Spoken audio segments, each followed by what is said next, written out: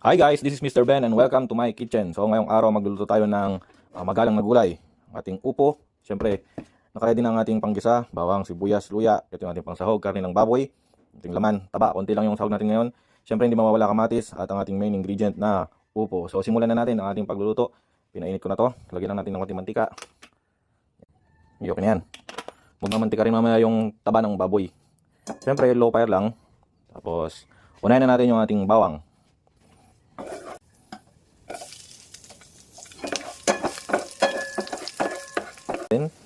Sibuyas.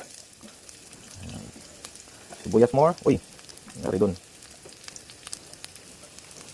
Ito.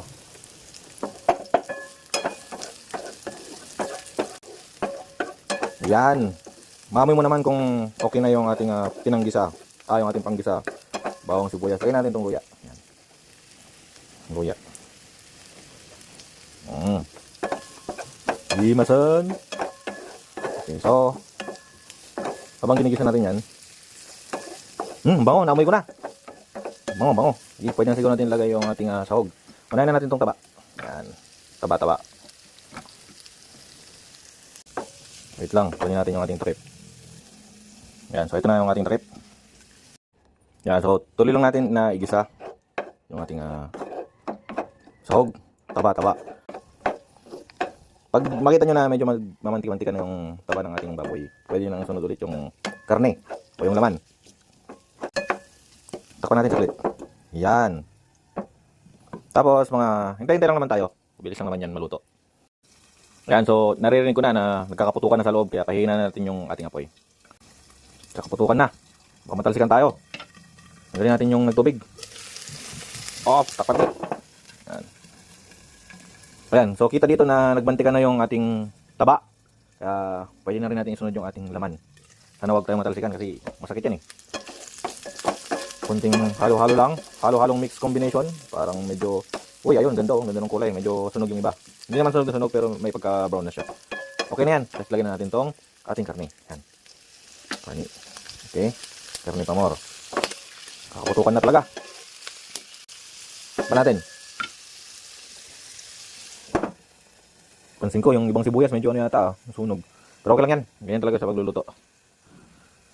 Hintayin lang natin na medyo mag-brown din yung ating laman. Diyan, check natin ulit kung okay na yung ating laman. Yun medyo nagmantika na nga yung ating taba. Sarap yan. Medyo nag-brown naman na yung mga laman. Hintay pa tayo ng konti. Sarap to. Kunti lang yung sahog natin ngayon. Nagtitipid tayo eh. Itapan muna natin ulit.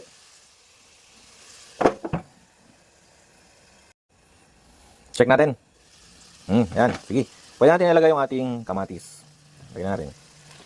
Yun kamatis. Sarap. So maraming kamatis, mas masarap. Tapos, sayan lang natin siya na ganyan muna. Tapan natin ulit. Tapos, balikan na lang ulit natin mamaya. Okay. Okay, check natin ulit. Tingin ko luto na tong karne natin na nagisa na siya sa kamatis. Pwede na to. Lagyan natin yung mga pampalasa. Unahin natin yung asin. Ano ba to? Tama ba? 1 teaspoon. Tapos, lagyan natin ng nor.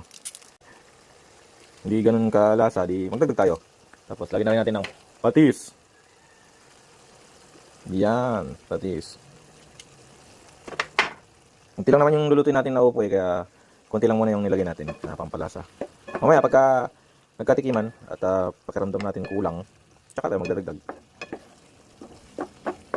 Ayan. Tapos, siguro magdagdag tayo ng konting tubig bago natin ilagay yung ating upo. Yan, para maluto pa ng gusto yung ating karne. Okay. Takpan natin ulit. Hintayin natin na kumulo. Okay, kumulo na siya. Yan. Pwede natin ilagay yung ating main ingredient na upo. Yan. Sige, lagyan natin. Sarap to. Magsasabaw din naman ito mamaya kasi itong upo, meron naman itong water content. Kaya dadami pa yung sabaw natin mamaya. Pero pag kulang, di dagdagan natin ng tubig. Tapos yung ating pampalasa. Yan, itakpan natin ulit. Okay, takpan. Okay. Yan, kumulo na siya.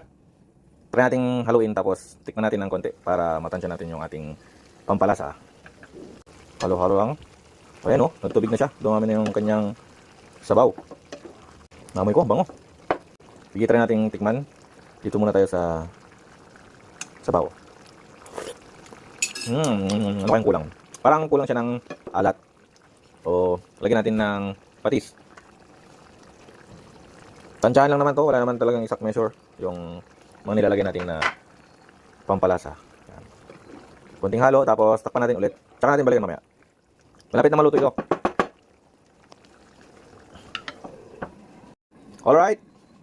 Bukulo na siya ulit. Tikman natin ang ating nilutong upo. Yan. Kuha tayo ng kunting upo, karne, tapos sabaw.